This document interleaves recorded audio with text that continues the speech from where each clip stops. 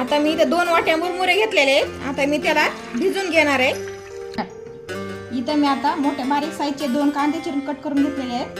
इथं मी टोमॅटो चिरलेला आहे, 2-3 मिरच्या चिरलेल्या आहेत, कोथिंबीर आणि कढीपत्ता. तर मी 2 पळ्या तेल टाकून घेणार आहे. टाकून घेते मोहरी. आता मी जिरे टाकते, कढीपत्ता, कांदा टाकलेला आहे, शेंगदाणे टाकते, मिरची टाकून घेते. आता मी टोमॅटो टाकून घेते. आता थोडंसं मी मीठ टाकून घेणार आहे, हळद टाकून घेते. आता मी कोथिंबीर घालून घेते. मला